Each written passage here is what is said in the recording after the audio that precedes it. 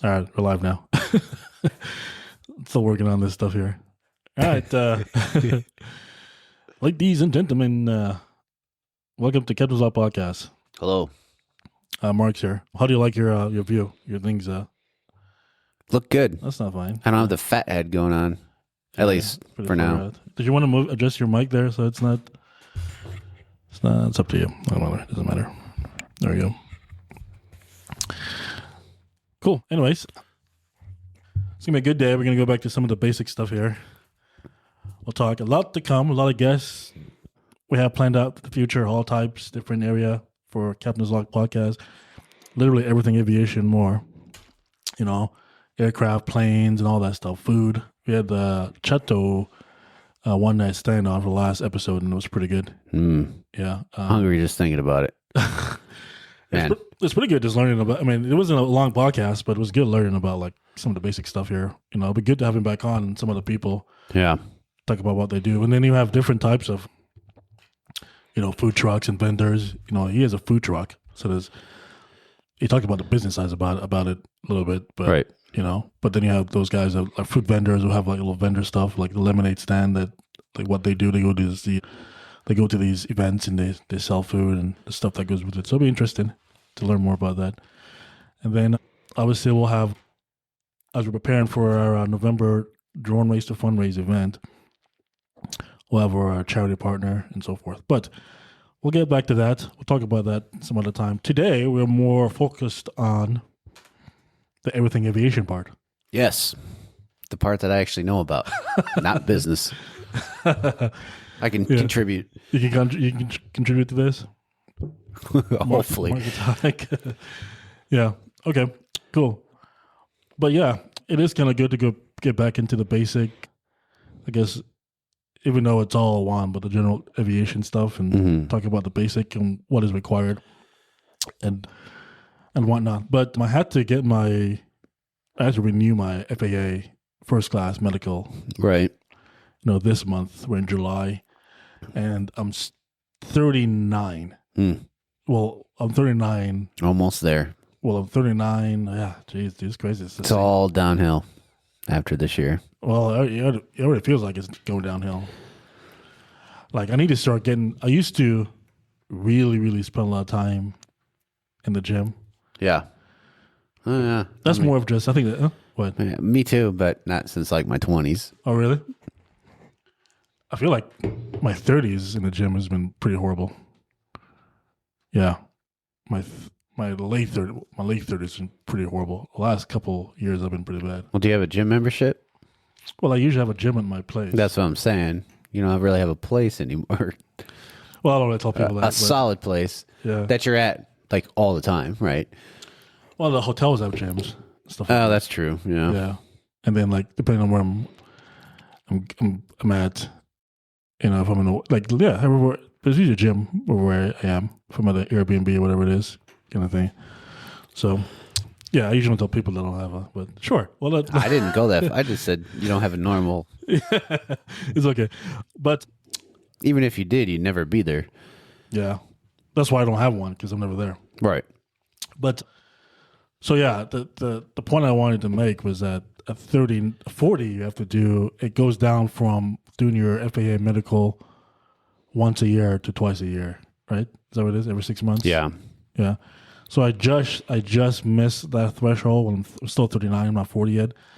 So I was able to go in and get my medical to give me another year. One last full year. Yeah. And then she was like, okay, you're still 39, so you don't have to do your EKG. I was like, yeah. Yeah. Good, More money. But let's talk about that. Sure. The Mark Attack here is a certified flight instructor, more current. I was going to say, so are you. Yeah, a more current flight instructor. And when I was going through my, what is it called, MedLink? Or no, MedExpress? Yeah. Yeah. You want to talk about what that is for the, or should I do it? Like, when you get your medical, what is required? Is that required from the beginning? Or I don't remember. The MedExpress? Yeah. Well, that didn't exist, I don't think, back when we both started. I think that's fairly new. I don't know within what the time frame was. It existed kind of, because I took a break for a long time from flying and all that good stuff. So when I returned, it was there. But yeah, you have to fill that out. So you fill that out, they give you a number, and that's what the FAA examiner is looking up to find out who you are, and attaches you to your pilot record and all that stuff. So without that, if you just go in for an appointment and you don't bring that number, either you fill it out right there in the office, or you have to reschedule because the can't really see it without that. Yeah, what are you filling out? Do you remember? Well, it's been several months since my last one, but I know it's just I don't know, kind of the typical things you would fill out when you when you go in for like just a normal doctor's checkup, right? Yeah. Family history, things you're allergic to, issues, right? Medications, things of that nature. Yeah. I think there might be total time put on there that they ask you for flight hour stuff. Yeah, they're asking, and really, you want to talk about what the medical is? Like, why, if you're brand new to the industry, I don't know, maybe you're 16. You need one when you're 16, yeah, I'm assuming, at old age. You need, anytime, you need a medical anytime you're going to act as PIC. So, and back in our time, our medical certificate was actually our student pilot certificate. So if you didn't have that, then you weren't technically a student pilot. So, but now that's separate. So now your student pilot certificate actually looks like a normal private pilot certificate. It just says student on it. Oh, okay. Obviously, same privileges that you had before. But yeah, you would have to have your medical before your first solo, anything along those lines. Oh, okay. Because anybody can fly, but you have to have somebody who can act as pilot in command. And that pilot in command has to have a valid medical. Oh, okay. Gotcha. Sounds good. Yeah. So it had, basic information, address, it's medical information, data, blood pressure, your high blood pressure, and then asked about your family. And then, then it came in and started asking about, why are you getting this? Is it for your employees and employer or whatever it is? And right. Then, what your job is and so forth. And then it asks about how many hours you've flown in the last, and I'm like, oh, God, I whip this damn thing out and figure this thing out, do the math, Do you have an electronic logbook? So this company that I fly for does it for right. you. So you can actually, I'll show it to you. You can actually go in there and like filter what you want. Yeah. And it gives you an actual logbook you can print out. Gotcha. So you don't have to like record it. So you can actually print that out, drop it in the back of your logbook, and that's considered like an actual logbook. And it's done correctly. Nice. Kind of thing. Aircraft tail number and all that stuff. So yeah, same here. Just real quick on that, unless you want to come back to that. But if you don't have an electronic logbook, people, you got to get one because the electronic logbook's beautiful. Like I took the time and entered all of my paper logs into an electronic. But yeah, I could open my phone right now and tell you how much I've flown in the last 12 days, 60 days, 90 days, a year. How much time I have at each aircraft. If I wanted to, I could pick out a certain aircraft and see how much time I have on it. Yeah, it's pretty awesome. Yeah. So that just as referred to like, all the way up to pre-ATP or pre-airline, keep your logbook in check, man. Oh, yeah. Don't let that thing, because obviously, guys in the airline don't care about logbook. You'll see some older guys will have like they carry like a mini logbook and they'll still write down their time, but it's more for pay than it is for tracking hours and whatnot. Maybe, I don't know. But obviously, a lot of guys in the airlines, they just don't track that stuff anymore. They don't care. Is it the dispatcher's job or the airline's job to keep track of your duty times? Duty time is both you and the operator is required. Gotcha. Yeah. So, wouldn't you need to log your time just so you can prove that you're following the mandates for duty times? Yeah. If you care about that stuff and if you're working that much, we know you're going to get close to that. Gotcha. You would do it. But it depends on the operation, obviously. It's like for my operation, we never get to that point because we don't fly that much. Duty day, like singular day, like in the daytime, like a full day operation. And it's even different with like augmented, when you're doing augmented is when you're doing like 3 crew, 4 crew. Yeah. You can have a duty day going back and forth 21 hours with that, depending on what you're doing. So yeah, and you have, depending on the airline, I don't think for our company it's required per FAA, but you get a page of each crew member duty hours and when they drop, like drop hours, drop time, depending on what they're doing, kind of thing. We were told a lot though that it's not required to be in the packet in the release. So, but yeah, it is both. Yeah, it's both you and the operator. But you'll know if you're looking at your flight hours and you're like, the hell? Well, I mean, at American and whatnot, Alpa has an app that tracks that stuff for you. Where you can put your hours in and all that stuff. And it'll tell you kind of that information. And then if you do care about that stuff, where you're kind of thinking it's an issue, you know, you have ways to figure that stuff out. Yeah. And it just depends on how far you are in your career. If you're a senior major airline, and you're not flying more than like twice a month or something like that, you're not going anywhere else, you know. Exactly. We're not flying a couple times a month. You don't care about your flight hours because you're never going to exceed it, kind of thing. I know. In the CFI world, at some of these bigger schools where instructors are flying a lot, you got to keep an eye on that because you'll exceed your 8-hour flying minimum or maximum, you know. So 100%. Yeah. And all the other throughout the month, the week, the month, 24 hours, all that stuff. Yeah, definitely. And then a lot of schools also have duty time as well. So you can fly, 8 hours here, but 10 hours max. So you can do 8 hours flying, 10 hours total contact time, right? Where you get to be with a student or working on work. And then you got to go take a rest. And it's hard to keep track of when you're doing it that much. And there's some decent, I got a decent app that tracks all that. Not that I fly enough to really worry about it, but our school actually that I work at, we have to keep, no matter how little or much you fly, we have to keep track. They can stage check or ramp check us and say, show us your logbook, like prove to us with you're within 8 hours and how you can prove that. Okay. Yeah, and I mean, it seems a little strict, but it's a good thing, It keeps us all. It's better them than the FAA, right? Yeah, definitely.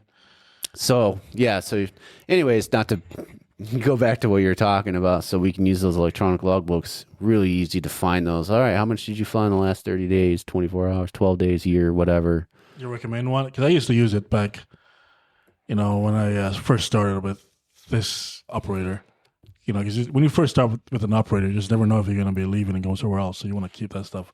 I don't as much anymore, because I obviously it's logged in the platform, so I use that kind of thing. But what do you recommend? Is there one specific one you recommend? Do you want to sponsor us? He's about to say it. I better get a sponsor for this. Yeah.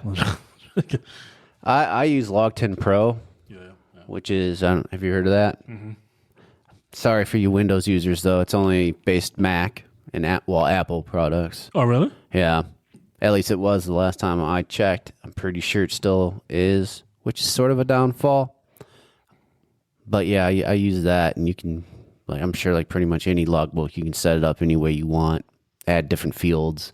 If you're other pilots, different types of times, log your approaches, basically everything in an electronic logbook. But the other thing it does is it gives you multiple printout options of different formats, JEP formats, this, that, and the other. So depending on your airline interview, if you're getting ready for that, you could print out your logbook and make it look really nice. So yeah, you're welcome, Log10 Pro. It's funny. You're not going to be welcome for this, Log10 Pro, because I'm about to say some stuff. As you mentioned all that stuff, which is great. I'm thinking, man, we probably just rebuild that stuff with AI. You can. It's just a big Excel sheet. That's all it is. But if you're like me and don't want to spend your time building an Excel sheet and doing that, then... Well, then how much does it cost monthly or annually? Well, actually, it's free for pilots until you get to your commercial. And then it's like $120 a year, something along those lines. Okay. I'm not talking about an Excel. I'm talking about an actual log. You can... Well, sure. Yeah. But it's doing the functions of an Excel sheet. Yeah, basically. Pretty much. Yeah. But I mean, I could probably build something that calls you, hey man, calls your phone number and say, hey, you need to go do I'm capable of that stuff now. Good. One more thing for me to ignore. Fuck. Hey, call you and be like, hey, you need to go do a freaking some land-ins. Yeah. You imagine that your logbook calls you, like, dude, you're about to. Or even just a text. That's kind of a good idea. Yeah. Hey, dude, you're within, you got 10 days to go get 2 approaches or whatever. Yeah. It actually, and then if you don't respond, it keeps bothering you until you do it. Starts calling you 2 in the morning. Yeah. Like, hey, wake Mark. your ass up. Mark. That's not a bad idea. Yeah, it's really Hey, not. hey, cut this part out of the podcast. I mean, it already knows, it keeps track. So, like, I can, on my first page that I look at, it shows, all right, how many days till I'm not current anymore with night, with day, with instrument, with all that stuff. Yeah. So, yeah, what's one more thing where it just sends you a little ping and like, hey, I wonder if it does. It probably does too. if it doesn't now, it will now. Once again, you're welcome for Logged In Pro. Yeah. He thought he was a detriment, but Yeah, good. Yeah. So yeah, the FAA. So you need to. Okay, so let's talk about that. As we go back to the basic fundamental of what is required to become a pilot. yeah. That's the first thing you want to do, because if you can't get a medical, you're not going to become a pilot. So before anybody does anything, go make sure you can get a medical. Yeah. An FAA medical, not just go. Yeah, don't go to your doctor and be like, I need a medical. And have him write something on like a piece of paper. Yeah. He's good. Yeah, he's good. Yeah, kind of thing. Yeah, perfect. And now the medical, because now you're, and then you have to apply for the student pilot. How does that even work? Because back, like you said, back when we did it, you get the medical, and behind it was your student pilot license. You sign that kind of thing. So it asks you what you're trying to attain in the Med Express. You're trying to get, a first class. I think you ask for second class or a student pilot. I think you ask for all those stuff. But yeah, so you're trying to get a first class student pilot license. What you're trying to attain. So if you click student pilot license, you get that mailed to you separately. Is that how that works? You probably don't know because you don't do that in the Med Express for your student pilot. You actually fill out a NIACRA, which is like the same FAA website that you fill out after you do like a check ride or applying for a check ride. And yeah, so you fill out, I think it's an 8710, if I remember right. Yeah. Luckily, my school does it all, so I don't have to worry about that stuff. Oh, for the student? Yeah, because they do it all during enrollment. Oh, okay.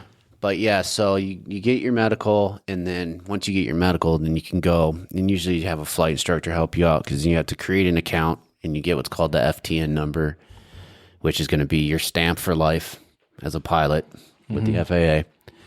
And then, yeah, you just fill out the IACRA, basically an application. Yeah, they send you the student. I can't say I've seen it because I don't have to deal with it, but I'm pretty sure that's just how it works. And then if you're a foreign pilot, if you're not a U.S. citizen, then you have to do some TSA stuff as well. Gotcha. Yeah. Gotcha. And then you are ready to go flying, right? Yep. Is that pretty much? Yeah. Yeah. Yeah, Medical, you're ready to go. depending on what you're doing. If it's, like an actual organized, standardized school, you just want to go to like a regular little chop shop somewhere. Either way. Yeah, it's all the same thing. Yeah. Yep. Yep. And then what aircraft usually you fly as a student pilot? So I'm going to go whip out let me get a picture here if you want to. Generally, in today's market, right, is the Cessna still the Cessna or the Archer or still the standardized training platform? Yeah, I'd say the Cessna like 172, 152, or 150. 152. Piper Archers. If you're going in a smaller school / just like independent instructor, you're probably going to be in a Cherokee, something a little older, Warrior. But they're all kind of the same airplane, really. Some little differing horsepower. Most trainers range around, I'm going to say 140 horsepower to about 180, which is where you want to be as far as I'm concerned as an instructor and a pilot. I see people start, and let's say like a doctor comes into play and he wants to buy a Cirrus, like a high performance Cirrus or a 182 or something that's a little bit faster. They don't realize is you can get behind pretty quickly on a more high performance airplane. So no matter what you want to buy in the future, if you want to buy a plane because you have the money, I prefer you'd still want to start in a smaller, slower aircraft like an Archer or a 172 or something along those lines. Okay. Yeah. And if you're renting, there's going to be a monster price difference too between a 172 and a 182 or 210. But it does seem like all the hold on here. Still have you on it. All the rich people go towards the Cirruses, but it's really designed. Like those aircraft are designed specifically for that kind of platform. I think. Like Oh, it can definitely be done, and it is.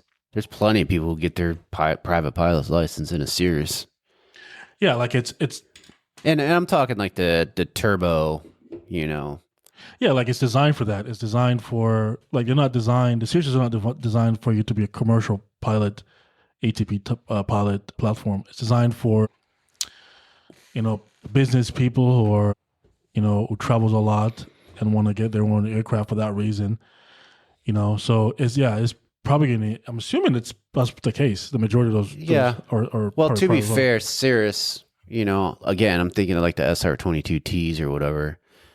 They do make a lower horsepower, more beginner airplane as well, which look the same. Well, I think if you start off in a specific horsepower platform, that's where you start, and that's what you're used to. That's what you become used. That's what you're used to. What do you think? Sure. Like if you don't, but I'm just saying there's more margin for error in a high performance airplane. That's why a high performance airplane comes with its own endorsement, because there's other things to learn. So I think you're better time figuring things out at a slower pace. If you're doing your instrument training and you're cruising to a hold at 180 knots, 170 knots or whatever, when you could be cruising at 120 or something, that's a big difference to, all right, let's get the checklist done. Let's get the plane configured. Let's talk to ATC. Let's do our checklist.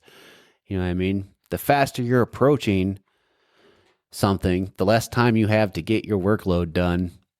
And that takes practice as well, right? It just depends on the platform. No, I mean, I agree. I'm not saying it can't be done. It obviously can be done. I'm just saying it.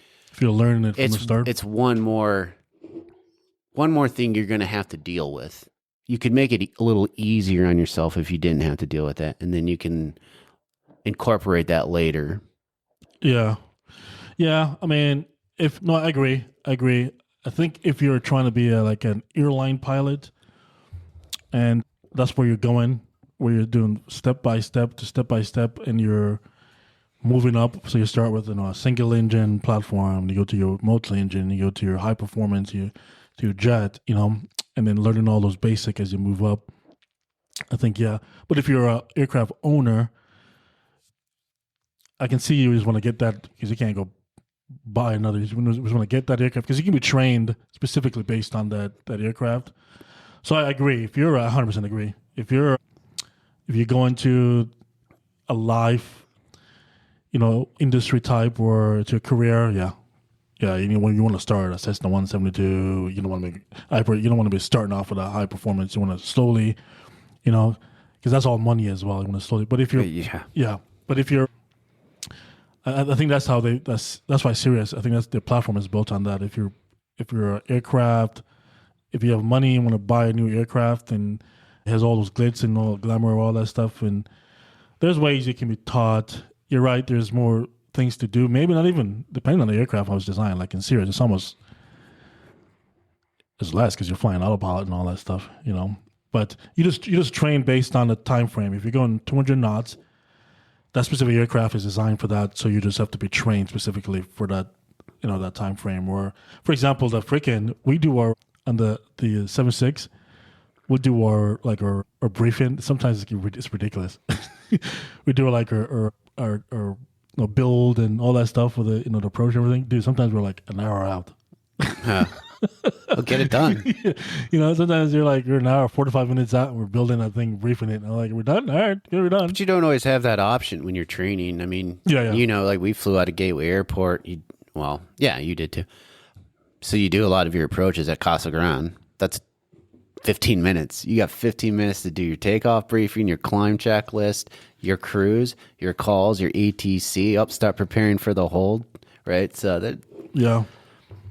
But again, like United Aviate, they have a fleet of Cirruses. Mm-hmm. I don't know what their horsepower is. It's not 200 plus, but I don't think. If you're going to buy a Cirrus, I think if you're like a doctor, for example, or you're Jamaican bacon. Yeah. Sears jet. Yeah. You see, let's talk about that. So you're gonna buy a Sears jet. You've never flown a plane before. You're a doctor. This is my opinion too, by the way. So whatever it is you are, all right, a businessman, and you're learning to fly. I think you want to get immersed into that aircraft. You almost if you're not gonna be switching around and doing anything else, that's the only aircraft you're gonna fly, and that's your aircraft and it belongs to you. You're gonna use it. Yeah, you want to be immersed into it in a way where that's all you know, almost, in a sense. What do you think? I disagree. Okay. But we'll be civil. Mainly because I think, no offense. Well, it's not really offense, but you've been gone from the students for so long that I think if you still taught today, I don't think you would say the same thing, because these guys, whether they're adults who have money or they're young guys who just got out of high school, they are saturated, man.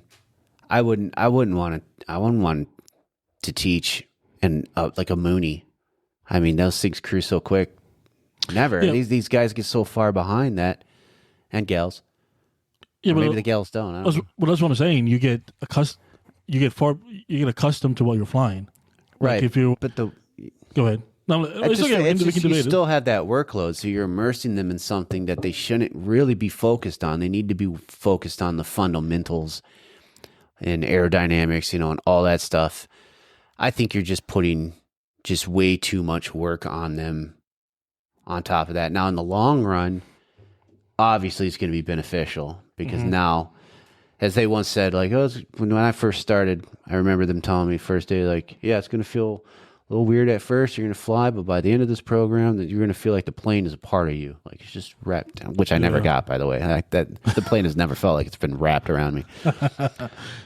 I feel like that process would take longer than to focus on sort of one thing at a time. So I see where you're coming from. Yeah, but there's I see where you're coming from too. I understand where you're coming from. And you're probably, because the fundamentals is important. So I guess that's what you're saying, which is very important. I agree. But you can also, which is very unlikely. You can technically get like a, which has never happened. I don't know if it's happened or not. You can get a private pilot license at like a 7.3. Is that? Yeah, I wouldn't see why not. But it's very unlikely. That now you're adding multi-engine to it. Yeah. Jet. But it's high altitude. Yeah, but yeah, I mean, I get what you're saying. Where the fundamentals for the long term is important, kind of thing. How do they do the training at Cirrus? Like, are you required to have, for example, a Cirrus jet? Are you required to have?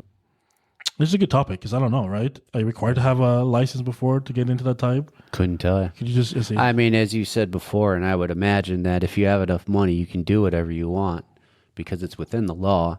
Yeah. You would have to be one ballsy flight instructor, though, to just be like, here's your first time landing a plane, and it's a Vision jet. You know what I mean? Yeah, I remember the first time when you were taking out the SR-22Ts, and you let me do that approach. That thing sinks pretty quick when you pull that power out, and just, I don't know, it takes a little more finesse, I thought. Yeah, but the thing is, the student won't know. That's... Yeah, but I'm just talking about that first landing, dude. That'd be a little... As an instructor, it's a little... That'd be nerve-wracking. Yeah, but if it's less forgiving. Even like what I'm saying is that a student won't... I'm talking about the instructor. As the instructor, it's going to be a little sketch.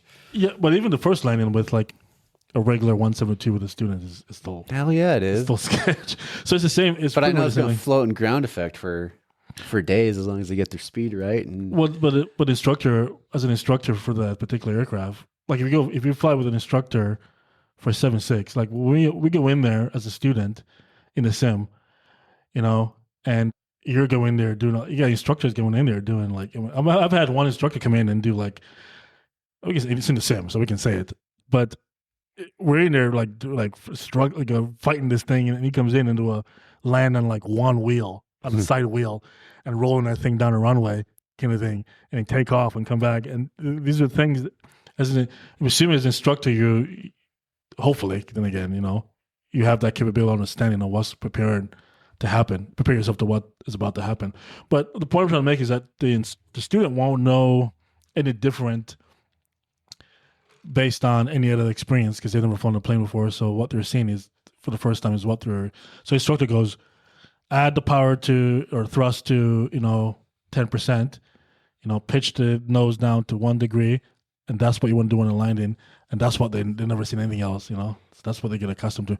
But I don't know. I want to see how. I want to see how.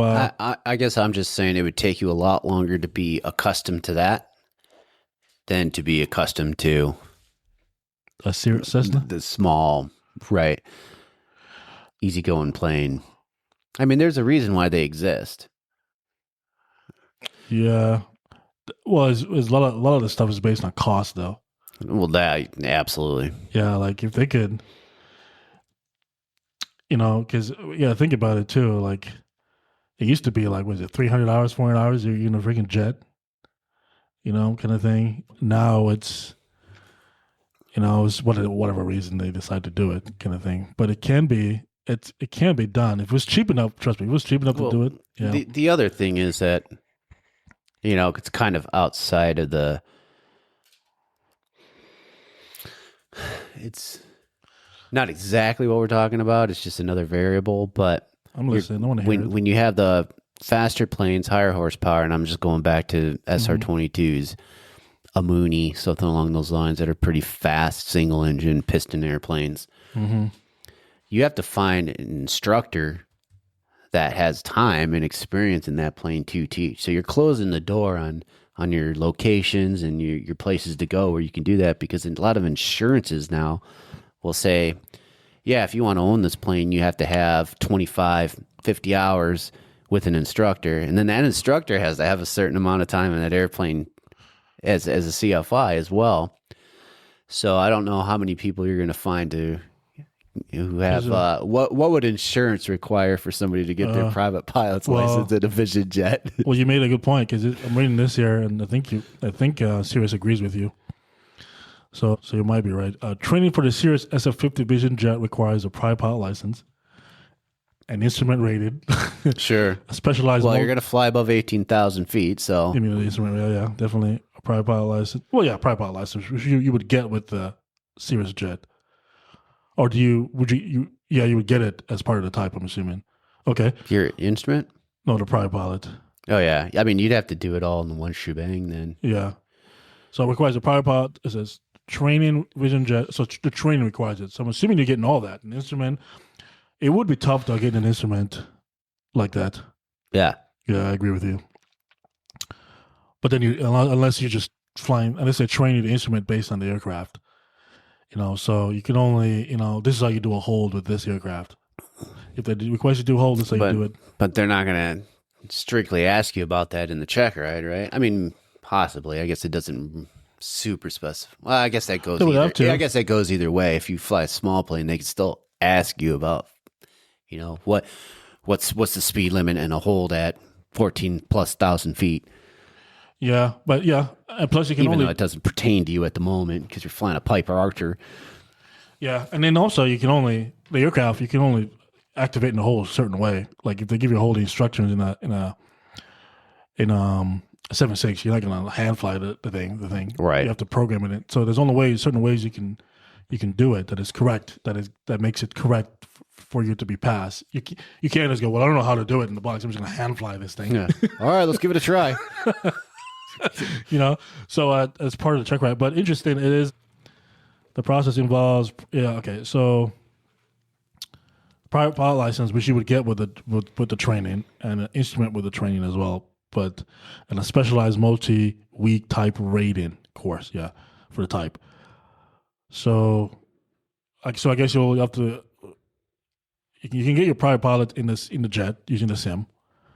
Right, and then you can also get your instrument in the jet using the sim. And then the process involves comprehensive online pre-study, in-person ground school events. Okay, so yeah, I mean that's how it's done. So you can be nobody and go, I'm going to buy a Vision jet.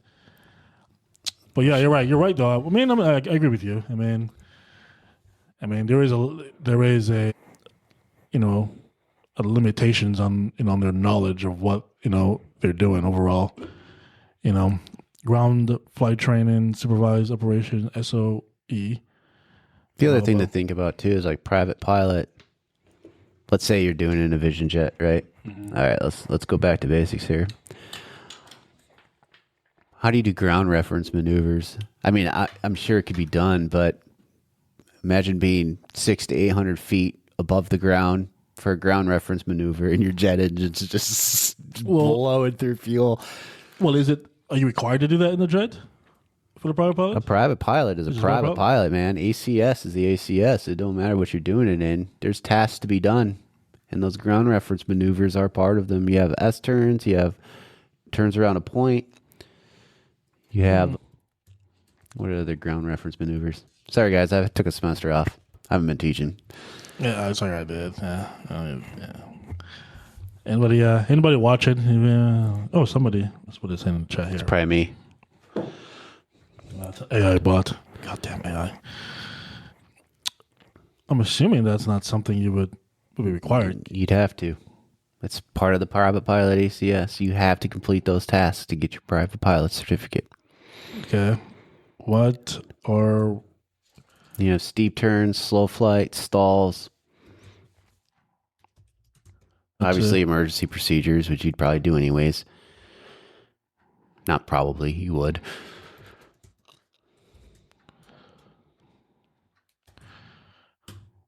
I mean, FAA does give waivers and stuff like that, so...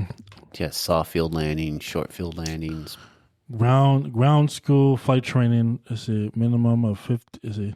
maneuvers and crosses to complete required training in real-world country navigation, instruments, solo hours in a Cirrus jet.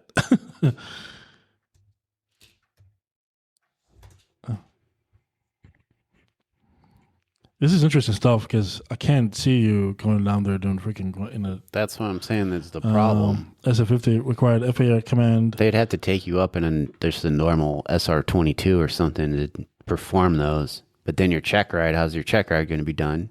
Required by the FAA to command the jet administrator through the current flight. I'm thinking you might be reading that wrong. I think they want you to come in with the private pilots. Okay, let's see.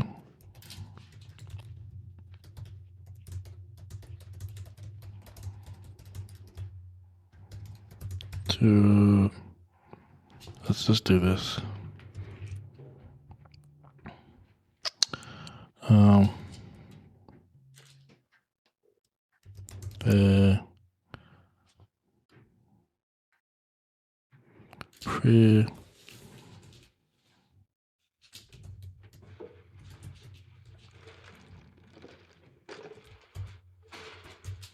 This is when I wish I had my soundboard working so I could play the cricket sound. Let's see here. Yeah, if you're talking about the Vision jet in the United States, you must already hold at least a private pilot certificate, airplane single engine land before you can earn SF type rating. You cannot go directly from no pilot certificate to an SF-50 type. So you are absolutely right. And I think it would be a complete headache, but I could see doing your instrument training there. But again, that goes back then fuel costs, right? Because jet engines don't work well in low altitudes. Yeah, meet the experience. So you have to, so all those private pilot maneuvers, you already did it. So you were right on that stuff. All right, okay.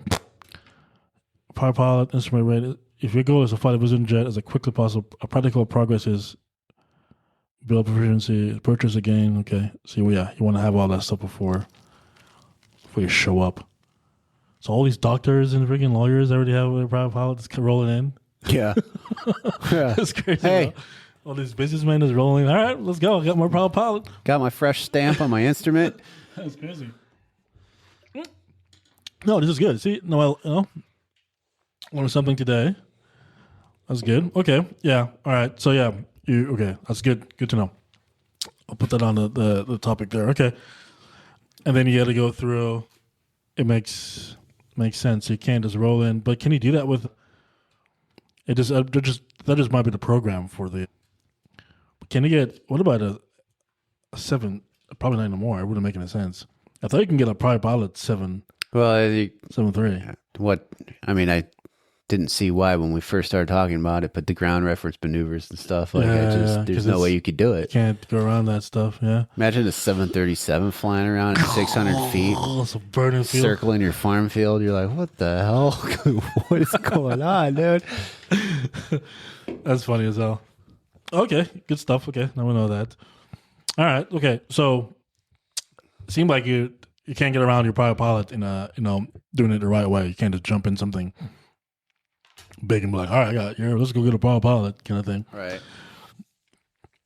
Okay. All right. So at that point, medical, nowadays, how are the flight schools or the flight training industry nowadays, is it strong?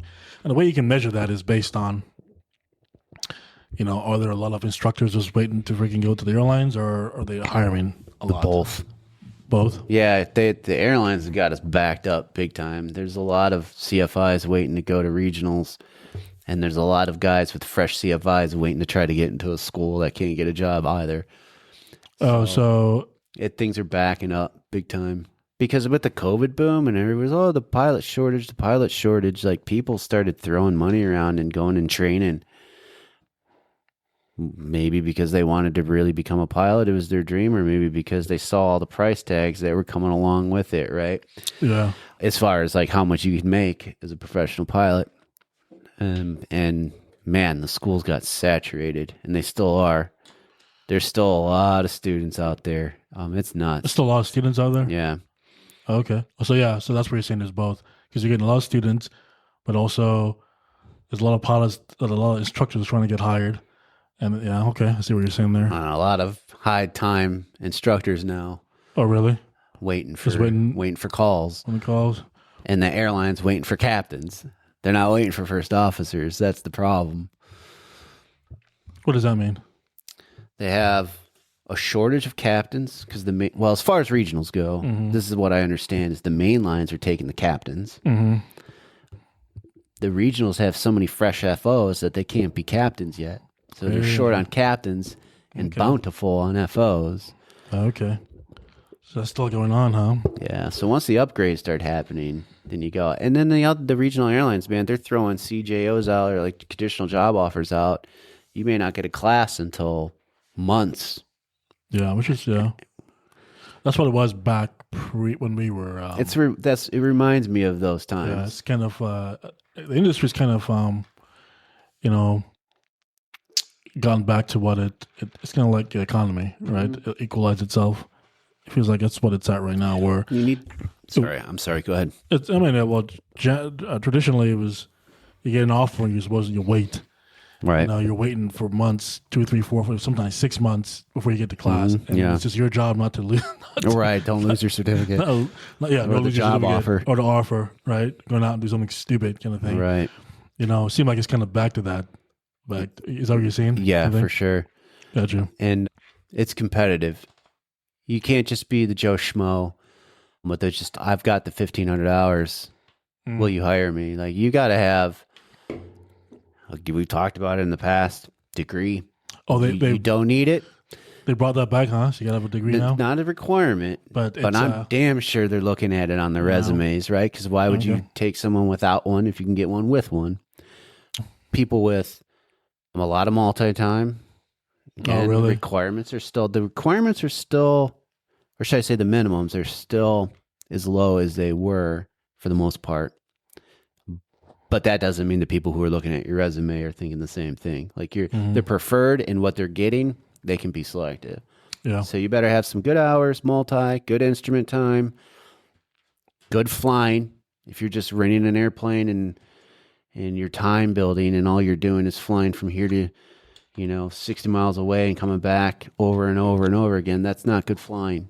They want you teaching, or they want you to do real world flying. You're doing long cross country. You're looking at your instrument time. You're looking at you're looking at your log, like from point A to point. Like, what are you doing? Yeah, it's not just You're not just going around 50 miles and come back and touching. It's not touch and goes. Yeah, but you gotta be doing something. So they're looking at stuff. Interesting. And obviously, CFI is still the way to go.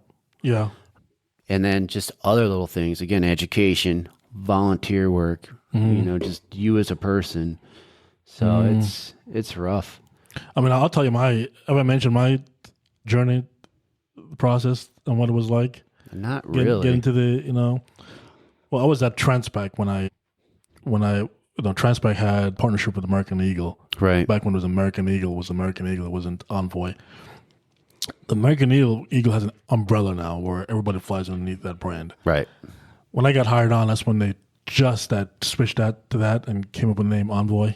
But anyways, it was just when they were just getting out of the nobody was hiring phase. So it was still difficult to get hired. And back then, that was really no one's hiring phase. Yeah. So which means, well, I'm going to ask you if you're doing this now, because I don't know. Are they doing, back then you're doing interview, a little test, you're doing a little, admin quiz or whatever, and you're doing a sim, right? So you're doing your HR stuff, your practical stuff, and you're doing a sim, a standard, and then obviously you have to be dressed, your documents have to be in order, and then they send all your paperwork a week ahead to study. So you got to study your profiles, your call-outs, have those stuff memorized and ready to go, ready to be tested kind of thing. And I was married back then, and my ex-wife really helped out. And the great thing about it, I was a flight instructor. I was very proficient. That's probably the most proficient I was when it comes to like basic instrument flying, the basic stuff, But, I went in there, I think we had like 12, 13 people that showed up that day, and they sent you instructions, This was for the interview? Yeah, they send you you're selected to do this interview, blah, blah, blah. These are the documents. We want these documents in these order. Yeah. We want your logbook to be, each page need to be, tabbed with each hour of what you had. Yeah. And then also where you made the minimum hours for each area for like a 250-hour ATP, the night ATP, all that stuff had to be tabbed where it was met for ready to go and organized and clean. And then each document had to be in. You wanted to bring these documents and they need to be in this order, how we sent it, kind of thing. And then they send you to your hotel and everything and whatever. So you show up, you get there, and you're in a room. And then I was able to go and like online and check to see what is what and research it. And it was correct. It was like on par of what was going to happen. One thing they had said specifically. Did you pay for that? Or did you just find some free stuff? I just find some free stuff, yeah. Both worlds out there. Yeah. One thing they said specifically is that if they call your name, and say, come, if they call your name and say, come with us, you're good. If they call your name and says, bring your stuff and come with us, your ass is going home. Pack it up. Yeah. And it really was like that. Everybody knew. Like we all knew that it was like that. Like if they call you and say, bring your stuff, you're going home. And the majority of people got sent home for organization. Yeah, I still see things and hear of things like that. The logbook is messed up. Well, and yeah, you just can't follow instructions. You're done. I would say 60% of everybody got sent home for organization. They'll collect your logbook and say, okay, look at your logbook, and then they'll call you and then send your ass home because it's not your logbook and paperwork. So there's paperwork of, I forgot what it was. Like, there's a bunch of stuff that you had to fill out, and they were supposed to be in order. Like, this was supposed to be on top. This is supposed to be the second paper or whatever it is. And they'll call, they'll come back, John, whatever, bring your stuff. And you can see him going, yeah, going home, John. Yeah, you're going home. But that was the process. And then most of the people went home for organization. I would say like 60%, and then maybe 50%, and then 40% went home. So 50% went home because the paperwork was just not to par. And it was simple as just this document was supposed to be the second document, but it was the fourth document. Stuff like that back then, or stuff weren't filled out correctly, or your work history doesn't add up. Right. There's a big gap between 2000. Like, why is there a big gap between 2000 and there's nothing mentioned in it? Right. No school, no nothing. At least mention it, And then, so 50% got sent home because the paperwork wasn't organized. And then I would say 40% got sent home for the simulator for flying capabilities. Like, what kind of simulator did they put you in? For me, I think it was a Bonanza when I was. Interesting. I had no idea. I've never heard of anything going like that going on now. I don't think. Do they even do sims anymore? don't think until you're training. Yeah, I don't think they. Back then, you did. They sim. can't. Yeah. Back then, I did sim when I got hired on at what I'm working at now. I got into it was a 777 sim. I jumped. Well, it was a design. It was designer made 777. It wasn't the actual sim, but they had one in the training facility, and it was a 777 design, everything. And I had a captain next to me, and I sat down, and I just had to know the flow. I was going to say, how do you do that if you don't understand the airplane yet? Yeah, you just have to know. Well, yeah, you knew the flow, the call outs. They wanted to hear you say the call outs, and then you're flying, so you're telling them what you want. So they tell you what you're supposed to do, and that's not a thing. Can you basically follow instructions? They tell you, right? They tell you, okay, when you get into the sim, don't be touching things and button. They'll tell you. Tell the guy what you want. Ask him for it. Okay, he's gonna make call outs. When you make call outs, you should follow up with your call outs, kind of thing. So if he says positive rate, you're supposed to say gear up. You're supposed to know these things, right? Because you're supposed to study it because it's in the packet they sent you, kind of thing. And then but going back to Envoy, yeah. So a lot of people were getting sent home for it was a Bonanza, and it was the call outs. You had to do the call outs. On memory items, you had some memory items you had to do as well. And then he would ask you while you were flying, and there were speeds and stuff like that. And then you're supposed to maintain on your approach. You're supposed to fly. Interesting. And then kind of sounds like fun, other than how many nerves you would have running through your head. Yeah, Holy it's crap.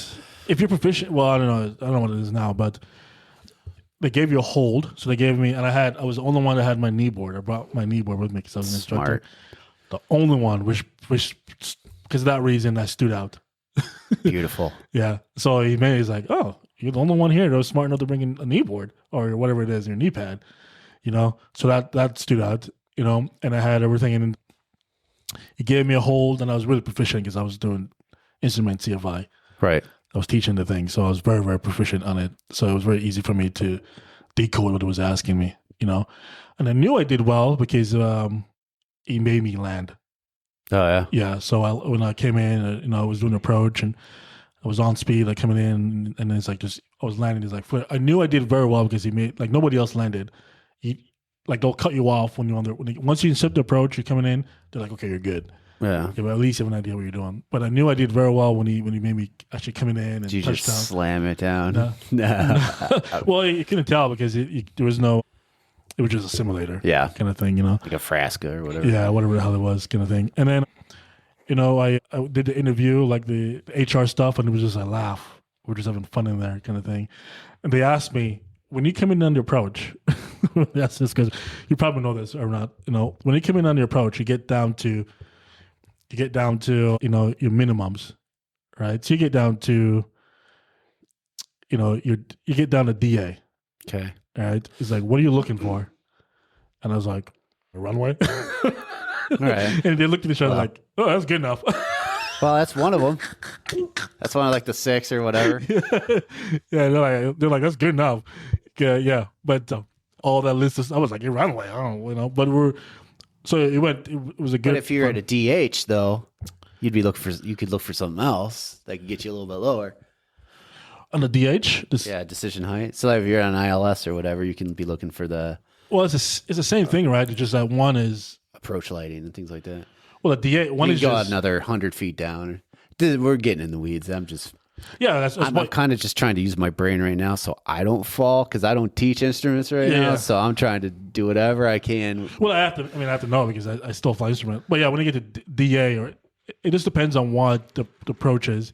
But when you get to DA, you're looking for those lights, and you can go down 100 feet below, 100 feet below your decision altitude. Then try to get the runway. And then try to get runway. Correct. Yeah. Same thing with DH. It's just that one is based on, one is on your, one is DA, one is decision altitude. Yeah. Well, one is.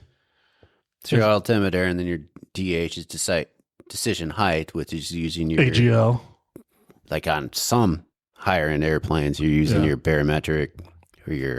Well, that's the only difference. Is one is your based on your altimeter setting, and the other one is just based on your Reading above the ground. radio altitude, Right. kind of thing. Yeah, there you go. But we don't. I've never really seen a approach that had a DH in a long time. Other than if you're doing like a Cat 2 or a Cat 3, Right. whatever it is, you won't get into that stuff. I'll get into that stuff one of these days and talk about what that looks like, kind of thing. But I came back. When I came back to when I was doing that, I came back to the room and there was one person left. I was about to go to the sim. Everybody else got sent home. Holy cow. Yeah. So either I'm the only one that got hired on that day, or that dude that was going to the sim got hired on. It's okay, I'm not on the thing here. Keep going. Pause it, you don't hear it. Yeah.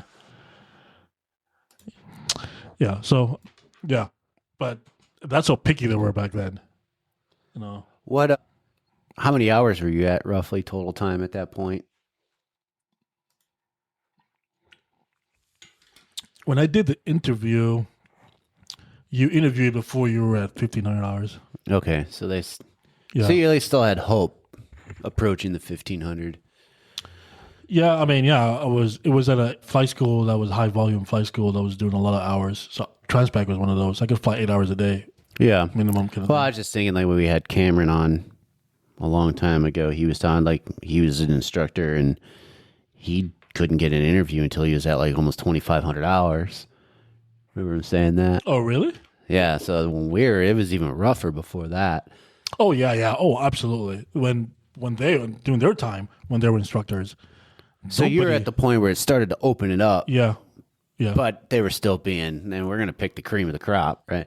Yeah. It was exactly. It was just kind of transitioning to where the airline was hiring now, but they still had the option to go, well, we need the best candidate that can do that kind of thing. And it was tough. I mean, the training was, Envoy back then when I did it, oh my God.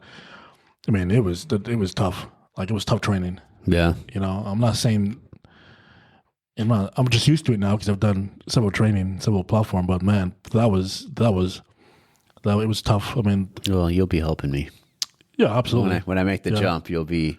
Yeah, but you're flying you can be on the 175 most likely if you get to that aircraft is just, you can be lucky because I'm really familiar with that aircraft, and you can only teach that aircraft a certain way. You can't get too far off. So I'll know how to I know exactly what you're looking for. No, I know that. Yeah. I'm going to take advantage of it. Yeah, I know. Yeah, 100%, man. System logic. That's what it's so automated. And we'll go through it. So let's talk about. Okay, so that's my journey with that, and then I got obviously back then it was different. We're doing the candidate program, so even though they didn't give us a number like an employee number, so we didn't have like we weren't part of seniority, but we had benefits. We had flight benefits and all that stuff. When you got hired? Yeah, when I got the job, I went back. I was technically back at Transpac, and technically, apparently Envoy was paying me. Apparently. Oh, that's right, because you had to finish off your hours, huh? Yeah, but I don't know. Was that considered the cadet program at the point? Yeah. Yeah, I enjoyed Envoy. I'm not gonna lie, I thought it was there's a lot of things that I should have done different back then. You can talk about it. You're smiling. What are you smiling about? Yeah, it was just funny because I remember you just being miserable at the time. Yeah, was I at Envoy? I think it was the traveling. Oh, that's what I was about to say. There's a lot of things that could have been done different. I wasn't talking about that. That I should have done. I probably should have lived in base. Yeah, that's what I hear, man. That's what everybody says. I probably should have moved to Dallas. That probably would have saved my marriage too if I had done that. But I had reasons that now probably wouldn't have. Thinking about it, I realized that wouldn't have made any difference. It might have prolonged it positively, but yeah. hindsight, yeah. Yeah, definitely. But yeah, that's why I was like, well, what do you want to do? I was like, well, I know where I want to move because I want to get out of this freaking hot, deserty hole. Where you want to move to? Well, it doesn't really matter because with that in mind, what you just said, it's like that's probably where I'm going to end up because I've heard it from just about everybody that says live in base. If you want any kind of quality of life, live in base. But the weather in Dallas is weird though. Like you get all kind of crap. Yeah. What the airline that I'd be shooting for and the regional I'd be shooting for, and those of you who know, you could probably figure it out. I'll probably be looking at Houston. Would be my choice of bases if things went the way that I wanted them to. What airline would that be? United. Oh, long term. Oh, the long term. Oh, okay. So their regional partners would be who I'd be. Who would that be? SkyWest, Republic. Oh, okay, got you. And then there's like GoJet and Commute Air, but okay. SkyWest, they still fly the CRJs, right? They have ERJs too. Yeah. Just so careful because sometimes they'll assign you the airplane. So you won't be able to yeah, I don't know. I wouldn't let that stop me. Okay. If you know, of course, everyone would prefer to be on the ERJ because, like you said, the technology in it. Mm-hmm. But you know, if you want to hire me tomorrow, I'll go fly a CRJ. It does affect how you like jumping from like 145 to, or even the ERJ. Yeah, it doesn't matter because that's what everybody does, I guess. But it depends on the base. You know, I'm not sure that Houston for United Express flies CRJs out of Houston. I have no idea. I could be wrong. Yeah, I don't know either. You know. Okay. Cool. We can kick on a few things and then if we want to finish up, we can. But there's one thing I wanted to talk about. We'll have to pick this back up, though, and continue from yeah medical on, getting started, like picking schools, picking an airplane, picking a flight instructor. We should make this a segment, like when we, so we always come back to it. So we'll make this, call it a segment. I'll create like a logo for it, whatever it is. And then once we're in that segment, and then every episode we can jump back in this segment kind of thing. And we'll diverge from becoming a private pilot to flying instrument approaches in a 767 because that's who we are. We're pilots and we talk. You're right about all that stuff actually. As I'm, which is good. I'm learning. Obviously you know about all that stuff about the we were talking about, which is good. It's what we should have. We shouldn't be scared of talking about topics and even if we don't agree on certain things, it's okay. These conversation. This was just good about the podcast. I mean, we can say things and like, no, I don't think that's correct, and then we just look it up and see who's right and wrong, right? Yeah. And then all that stuff there, based on everything I looked up, 100% of that stuff, based on what you're even you coming back and be like, I don't think you're right. You're like, maybe you're right, wrong about how you interpreted that, and I went and looked at, and you were right. And that's what I want this podcast to be. So well, one thing I've learned in life, sadly, just within the last several years, has been.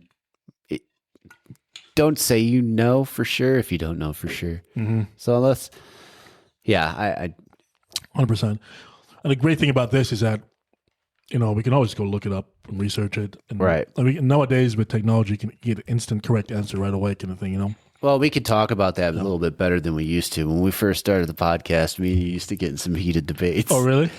Heated debates is good, man. But now we don't have to because we can just go look it up. Yeah. Well, we're both mature enough at this point where we'd be like, even if we disagree, we can disagree. Who cares?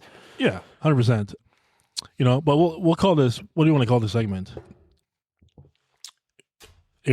Pilot progress with Captain's Log? I don't know. Career progress. We'll come up with something. And then we'll transition it in, and maybe we'll have it every, whatever, we feel like it. We can transition to it kind of thing. Yeah. But as we continue this here, I want to talk about, before we go, I want to talk about, obviously, there's a few things you need when you go to if you keep this in mind, when you go to the training, and you stay ahead of this all the time, you'll be fine. And the key is to stay ahead of it. And how do you stay ahead of it? Is that if you're tired, if you're tired, you're up all day, whatever, there's a few things you just have to, those are the things that you can test it on throughout training, and that's flows is one.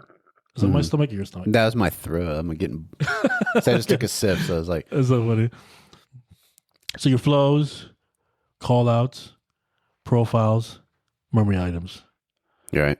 And that's 4 things. The other thing that I hear. Yeah. And again, that's what's good about some of our 141 schools is they beat that into you. Like even if it's, shorter lists and whatnot, like, right. You had to do it at Transpac. You have your flows. You have your checklist. Yeah.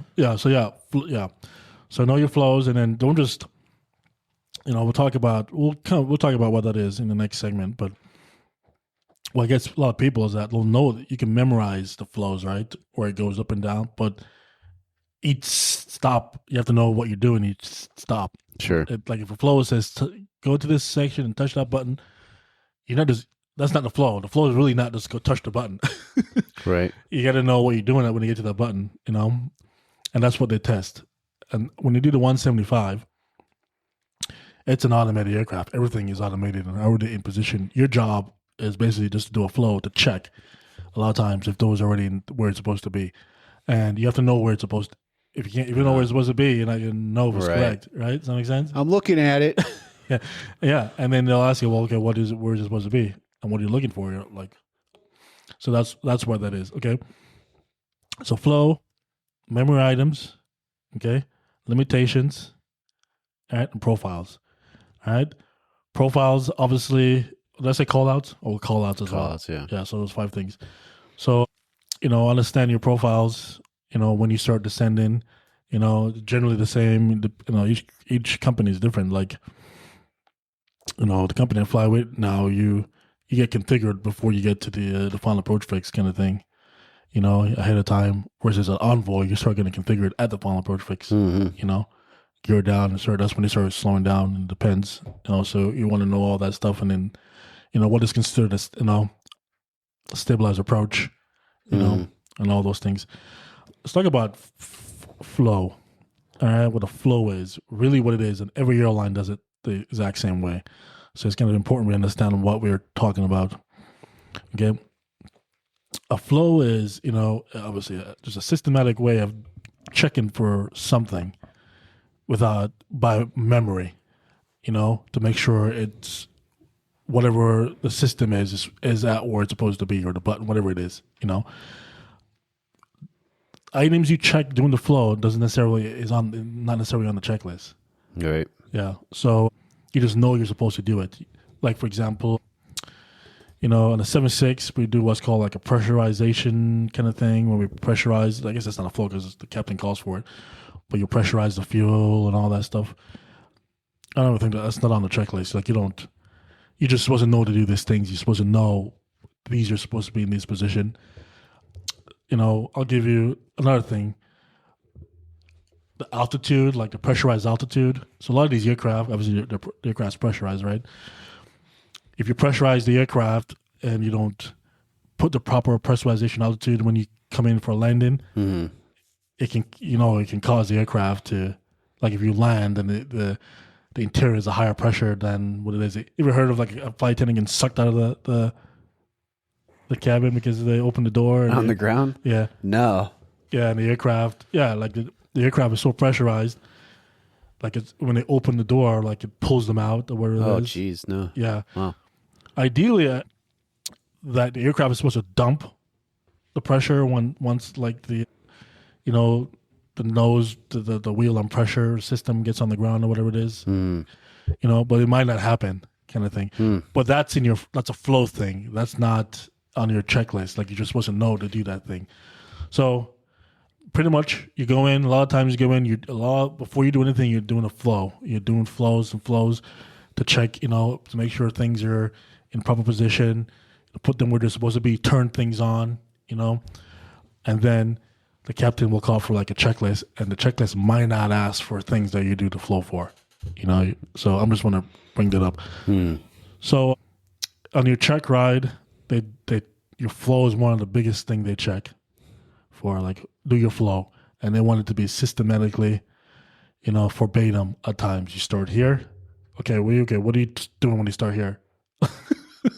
And you go here, and you go here, you go across, you go up, you go again, and then they'll ask you everything. What do you do when you do it? You go there, kind of thing. So just be ready for that kind of thing, But I want to talk about. I just wanted to mention that the flows. Do the flow and then read the checklist for the flow.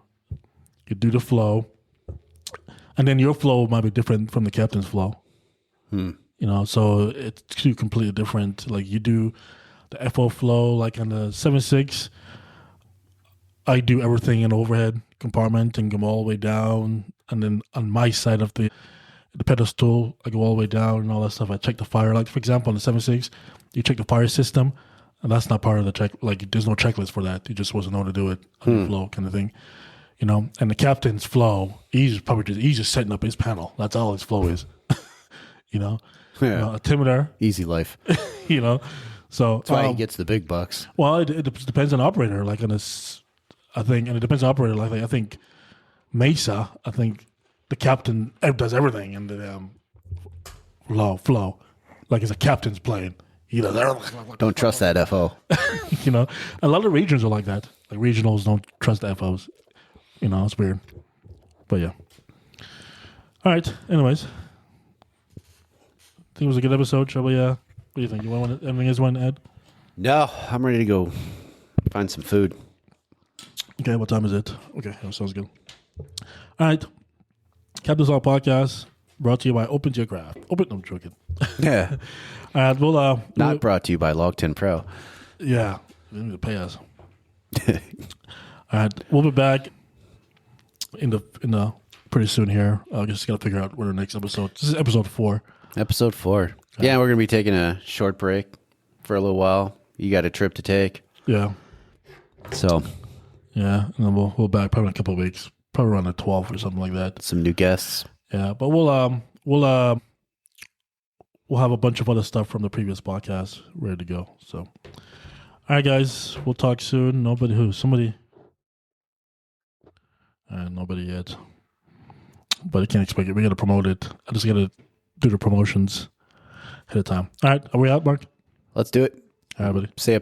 Talk soon.